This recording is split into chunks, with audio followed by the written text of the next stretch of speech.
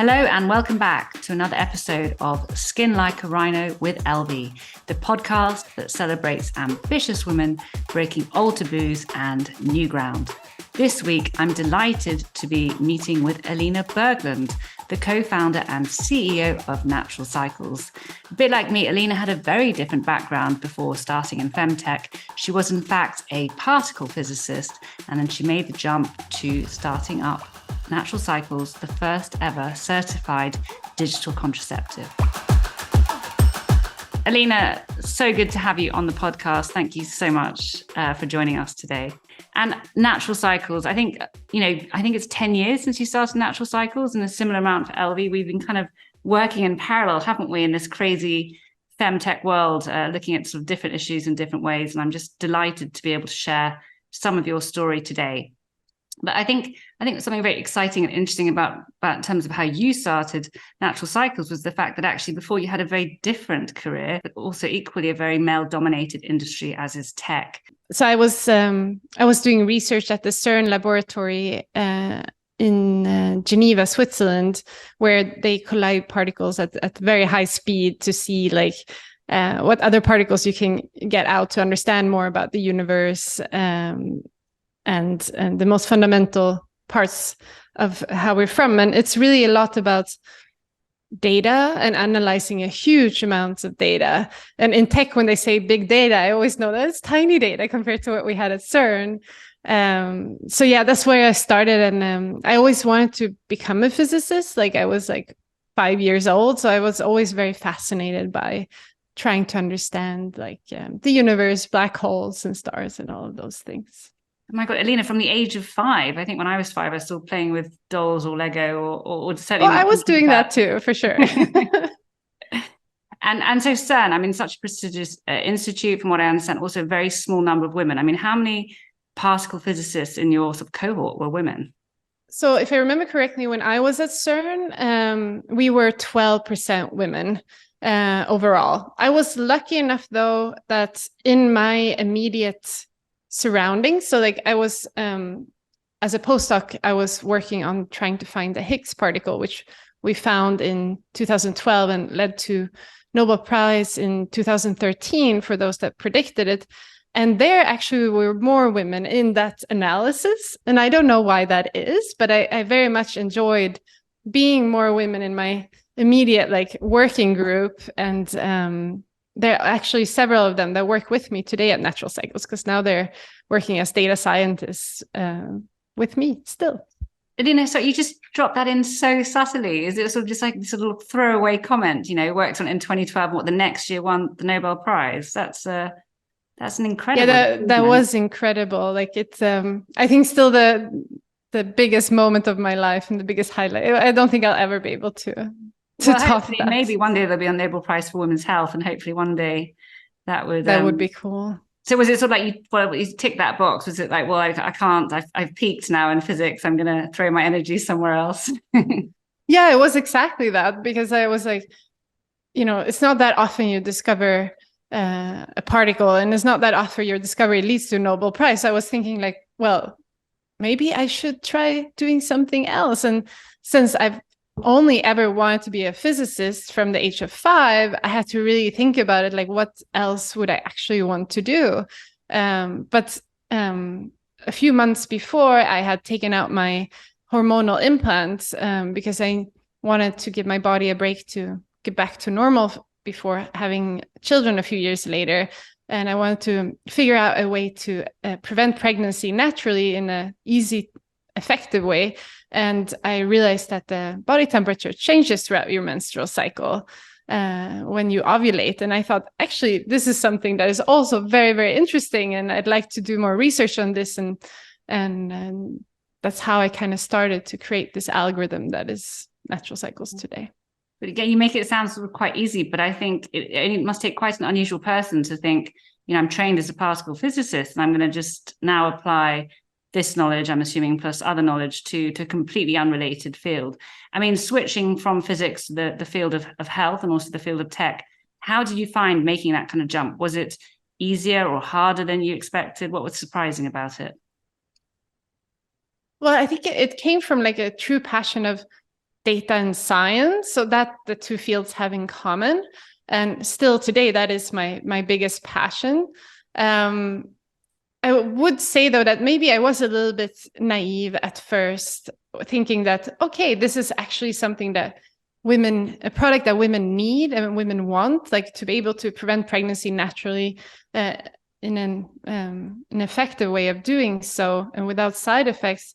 I thought that, everything will just fall into place from there. But of course, that's not really how it is, right? And now, 10 years later, you realize that it's hard to build a business, especially in women's health, because it is such a sensitive topic. So I've learned a lot since then, and I'm less naive now. But in some sense, I'm glad that I still dare to jump on it and do it, and that maybe I didn't know that there would be a lot more obstacles than I expected. Yeah, and absolutely. I mean, I'd love to talk about that. I think naivety is also a way I would describe myself when I started Elvie. But before we're talking about sort of all the naive and difficult challenges of building a FemTech business, I'd love to just focus a bit more on that data point, because obviously the analysis and your own background in terms of when you're working in particle physics was obviously it's very complex algorithms, I'm assuming, or maybe I'm assuming wrong, but I didn't know what the data set was like. What I'm interested in is, I think when I've now looked at women's health, what always surprises me is how messy the data is, how little data there is, and how therefore how much noise there is. I don't know what your sense was like in terms of data versus analysis. If you were to compare what you're trying to do at Natural Cycles versus before, is one messier, more complex, or how does it sort of, what are the trade-offs?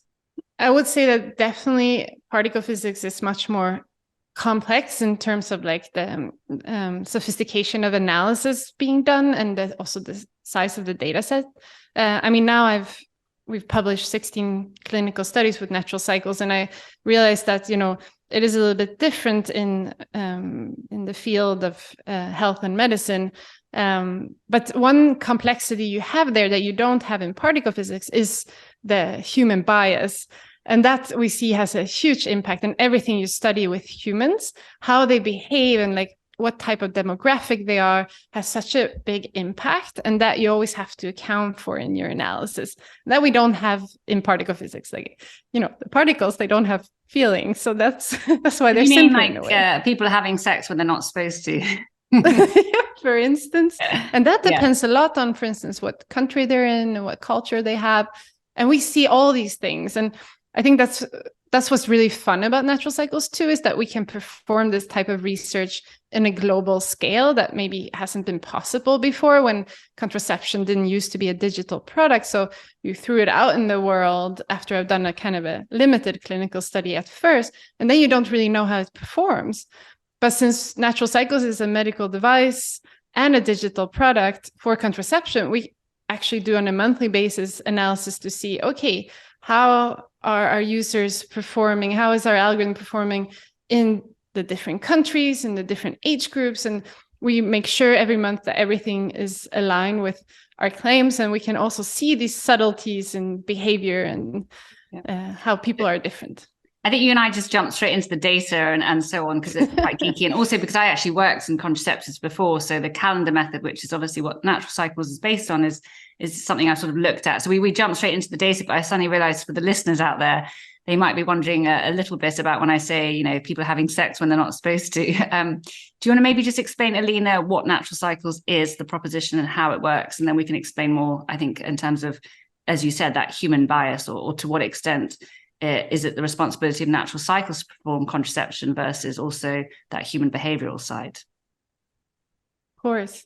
So Natural Cycles works as in analyzing your body temperature and also heart rate if you're wearing a wearable to measure your temperature rather than measuring in the morning in the mouth. And we detect ovulation in those biometrics. And only when we're sure, or the algorithm is sure, that you've actually ovulated, then you get a green day. So you don't need to use protection that day. Or if you're fertile, or you might be fertile, you get a red day. So then you have to use protection to prevent pregnancy. And you can also use Natural Cycles to plan pregnancy and follow your pregnancy. But we're the only FDA cleared and CE marked digital contraception as a medical device. So most of our users start using it as a contraceptive method, and then they go on to use it to plan pregnancy later when they're ready. So as a user, I would have the app and it would basically be telling me where I am in the cycle. And that also is important information for other uses as well, right? Beyond contraception. I mean, what are the main use cases for natural cycles? Is it mostly contraception? Yeah, most of it use it for contraception. But just as you say, like they probably start using it because they're looking for a non-hormonal solution because they maybe experience side effects. But often what they tell us after they starting using it is that they really appreciate learning about their bodies and understanding their cycle and what's going on inside. Like, for instance, we have PMS reminders. So we tell users when they might be experiencing PMS and other symptoms, and they really appreciate that part of it because it's quite different than when you're on hormonal contraception. You just shut that cycle off. This is more understanding the cycle and therefore acting accordingly. And I think for younger members of the audience, they'd be like, well, this is cycle tracking and it's become such a normal part of a woman's life. But I think when you started this 10 years ago, when I started Elvie, I mean, nothing really existed like this. And then there's been a sort of a few different apps, but Natural Cycles is quite different from the competition. I mean, how would you sort of say that you differentiate yourselves? Yeah, we are still the only one that can be used for contraception on the market. And that is because we published a lot of clinical studies on it and we've optimized the algorithm for this use case. And also because we have the regulatory clearances. So I know many women use the period trackers perhaps still to prevent pregnancy, but that is very much guessing when ovulation happens in the middle and is not a very effective method of contraception, to be honest. So we really try to make this method bulletproof. But of course, as you mentioned, even though the app gives a red day, you might not use protection. And that's the difference between what's called a typical use effectiveness of a contraceptive method. So there we are 93%, so similar to the contraceptive pill. So you can forget to take the pill, or with natural cycles, you can get a red day, but still not use protection. But with perfect use effectiveness, which means that you are using protection on those red days, it's 98% effective. Yeah, and Elina, knowing you and knowing your background as well, I know that the whole point about the data and the accuracy is just so core to what you're doing at Natural Cycles. And I assume also having moved to the US and being centered there with everything that's going on in terms of women's health rights and Roe versus Wade, that you've probably been caught up in the whole political maelstrom of this as well, haven't you? Yeah, and this is, of course, something that we're monitoring very closely, what's going on in the US. And you can have a lot of, I do have many feelings about what's going on.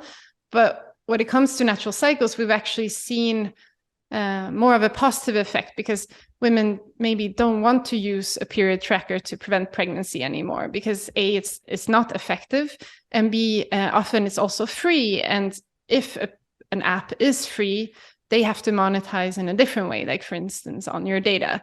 And Natural Cycles is not for free, and it's a regulated medical device, also headquartered in Europe, where you follow GDPR. So we take data privacy very seriously. And since our customers actually pay for the product, we would never sell their data, and we're not incentivized to. How do you deal in terms of dropout from using Natural Cycles? Like, how do you try and sort of continuously reduce the burden in terms of what needs to be done by the woman?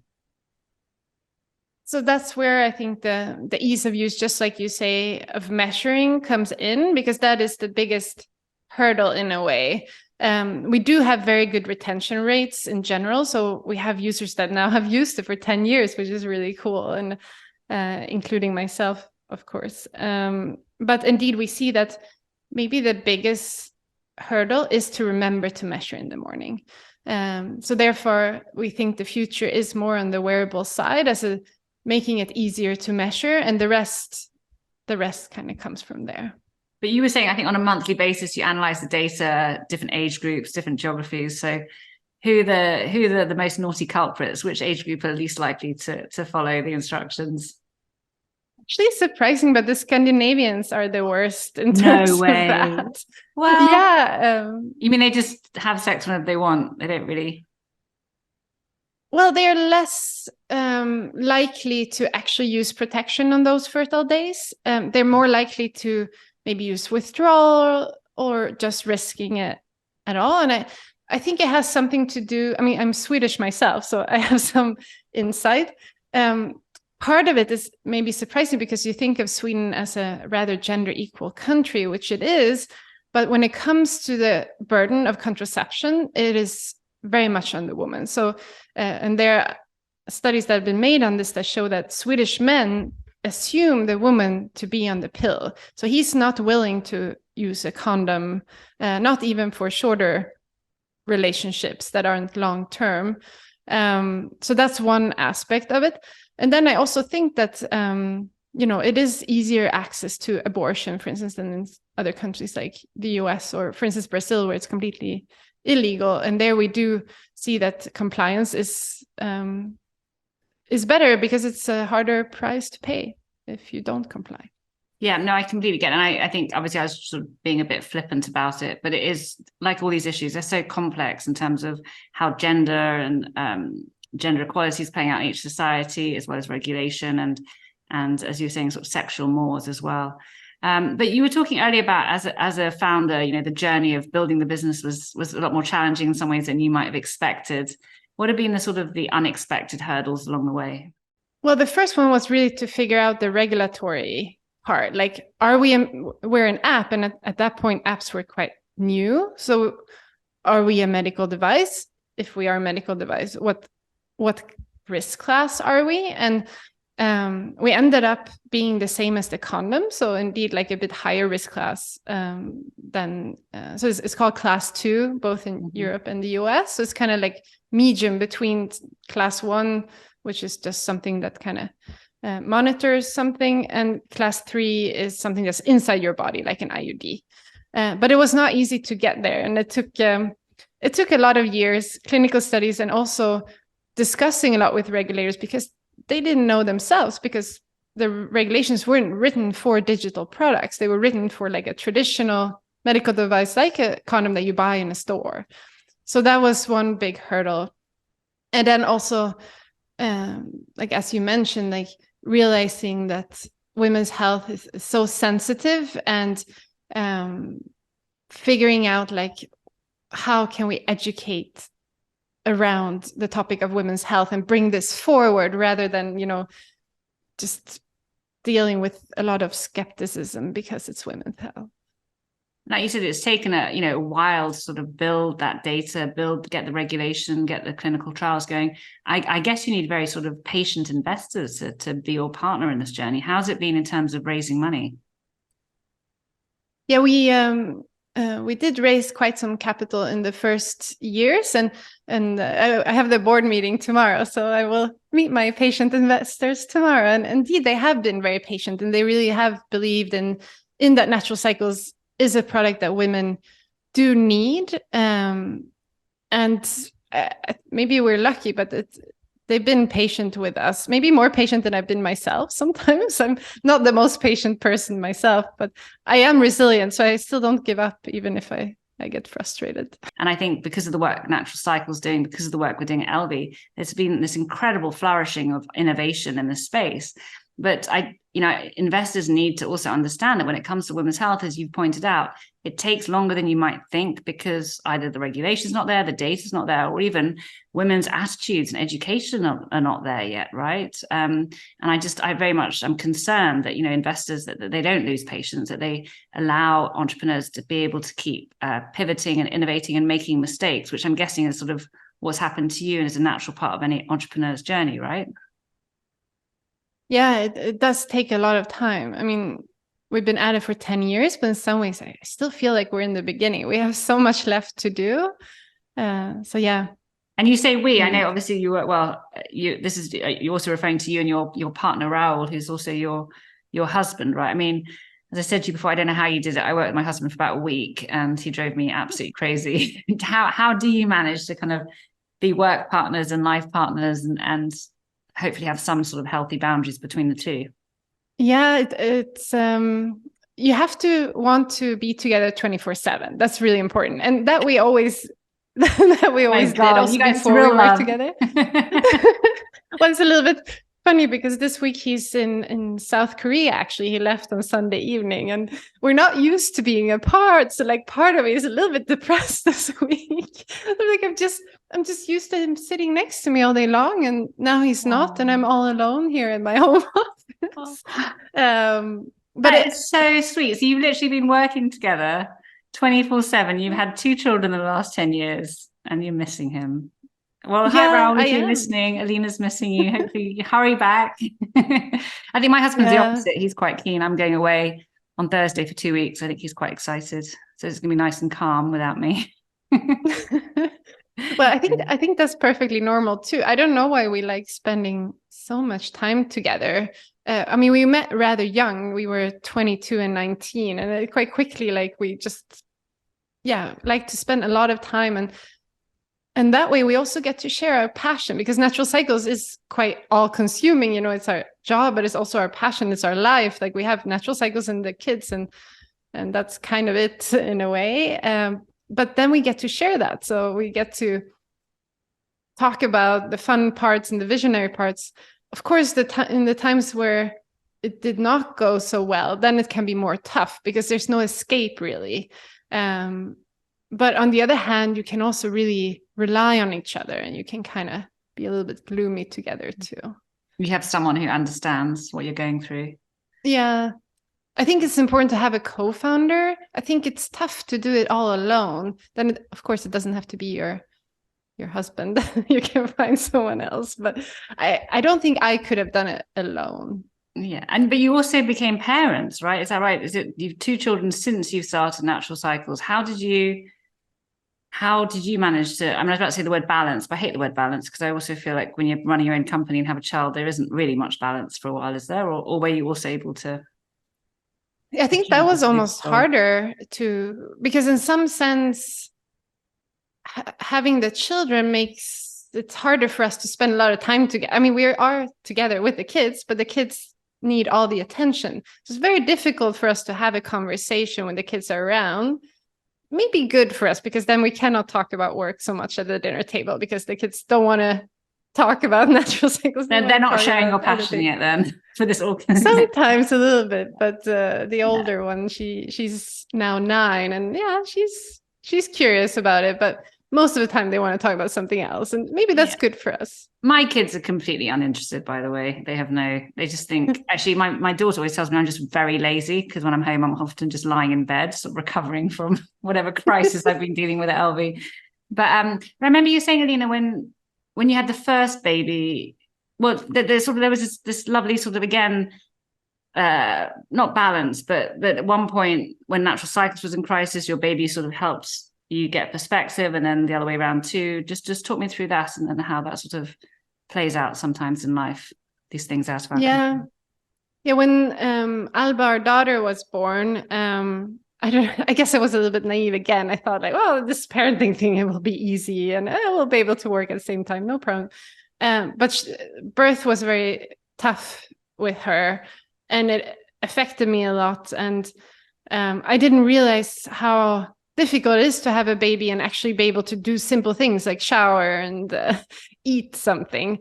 But I did quite quickly get to at least work part-time, and I was in Sweden at the time, and that's very unusual in Sweden, but we did get some help, so I could work part-time quite quickly. And then I felt like Natural Cycles kind of gave me some space from that new world that I didn't really know how to deal with yet.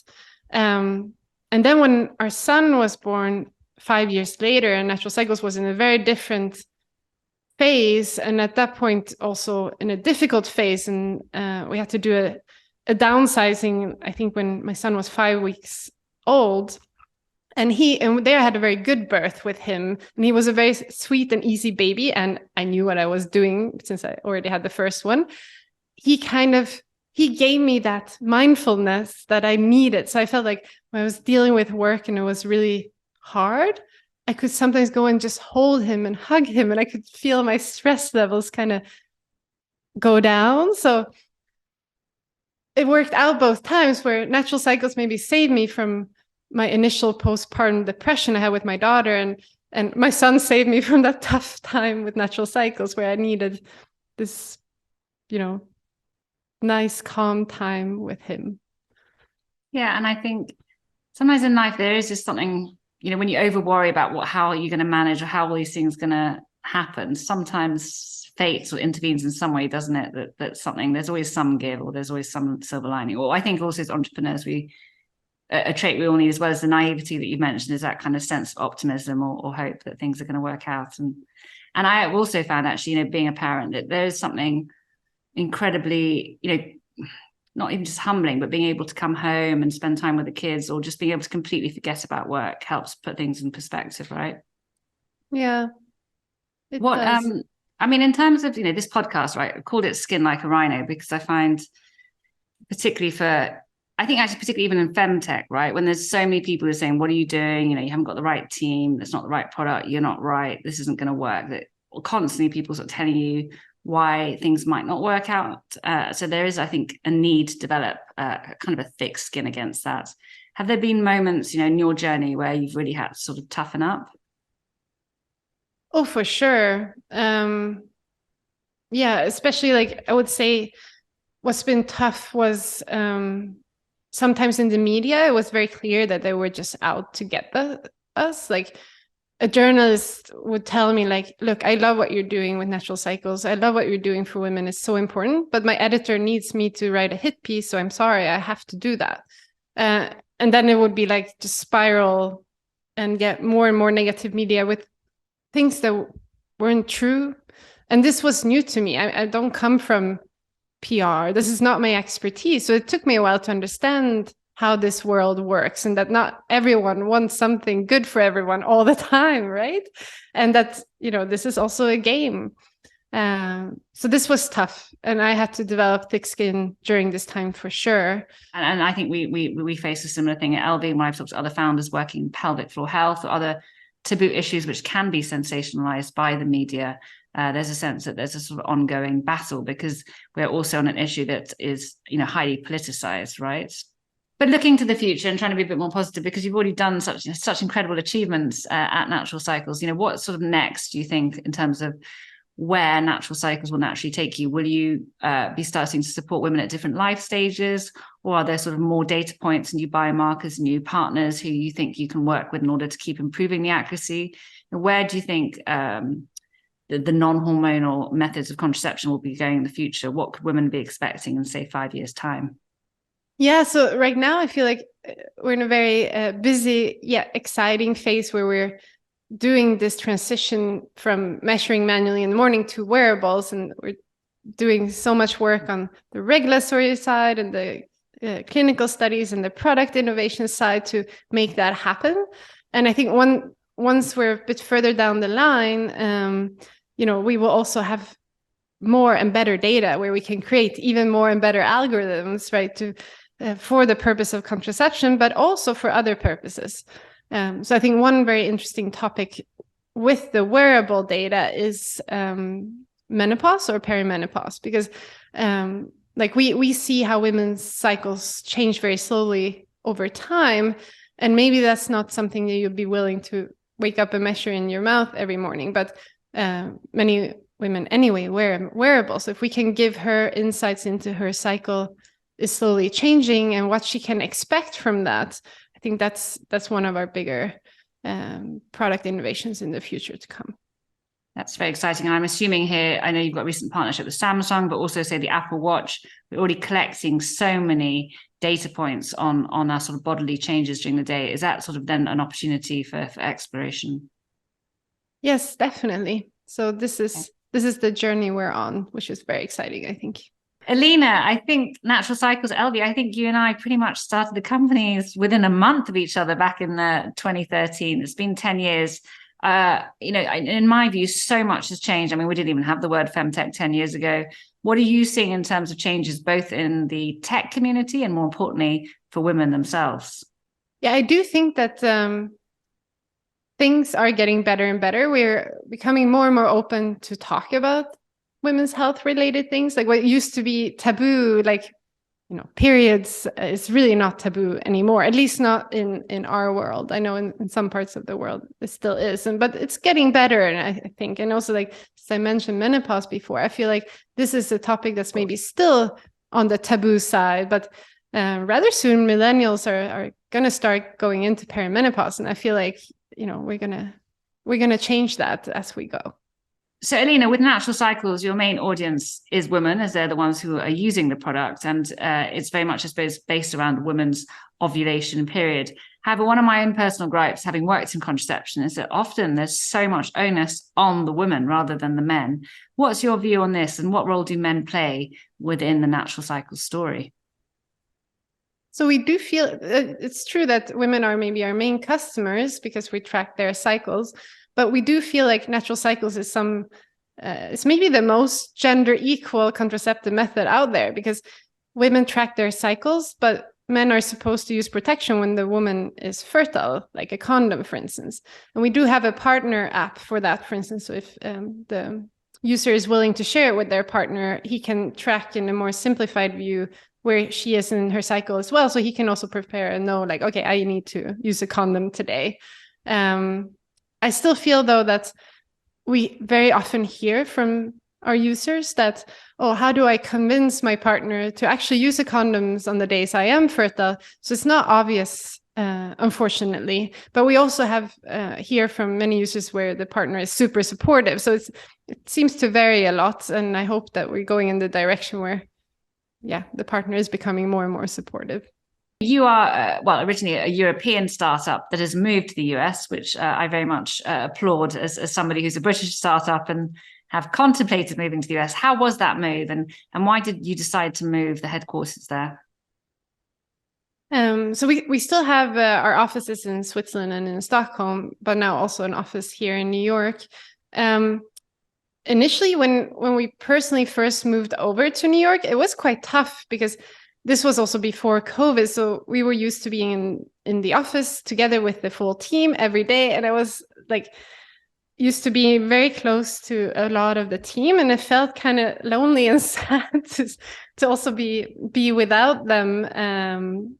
But I think in the end, it was a very good move, partly because the time difference actually works out pretty good between the East Coast US and Europe, because basically half the day you cram all the meetings, and the other half there's then more room for actual work. So I used to have meetings maybe 9 hours a day when I was in the Stockholm office, but now I probably only have meetings 5 hours a day. So I actually have more time to do stuff, which is great. Especially you can't be one of the only people who've moved to the US and says they're working less. I thought that the stereotype Well, I don't work less, but I have less meetings. So more time to actually, again, I spend a lot of time actually looking at data and then maybe draw better conclusions. And, also aligning with my co-founder, we can go on a walk and discuss something if we need. Now, since COVID, we still have all our offices, but most of the days we're remote, which actually works out really well when you're in different parts of the world, because then we're in some sense all equal, rather than, someone is in the bigger office and then you felt a bit left out if you're in one of the smaller offices. And I suppose from a business point of view, the reason for moving to the US was a sense of a larger commercial opportunity. And I ask this because, being in the health tech community here in Europe, I often go to conferences and the sort of, again, the assumption is that it's very difficult to scale a health tech company within Europe, partly because of the way the national health system is set up. And obviously UK is different to mainland Europe, but a sense of potentially more opportunity, faster ability to scale in the US. Is that very much the assumption you went out with? And to what extent has that materialized? Yeah, indeed, we moved over when we got the FDA clearance in 2018, because we indeed thought that US was going to be then our one of our most important markets. So we hired a marketing team here, and it did come true. So the US is by far our biggest market today. UK is our second, but US is also growing much faster. It just has much more scale. So it is true. I mean, I would love to grow more in Europe as well, but it's just a little bit easier to grow with one language, one market, rather than many markets and many languages. And in terms of fundraising, I've often met female entrepreneurs who've said that, there are, as we know, a lot of unconscious biases that are going on when one is pitching, be it around your gender, be it around race, be it around class or so many other factors. You know, your co-founder is male, you're female. How do you feel in terms of how that gender dynamic played out when you're fundraising? Has it played into things positively, negatively, or not really at all? I feel the biggest effect when it comes to that is that we have a product for women, because most investors are sadly men. So when we explain what natural cycles does and the pain point we're trying to solve, many of them even say, like, I know nothing of this. I have to get smarter about this, or I have to talk to my wife to understand. And then, of course, it's one step further away for them to invest, because it's not so obvious to them than if we're solving a problem that they are experiencing. I never felt, though, that as a woman myself, I got treated differently. But as a founder of a women's health company, yes.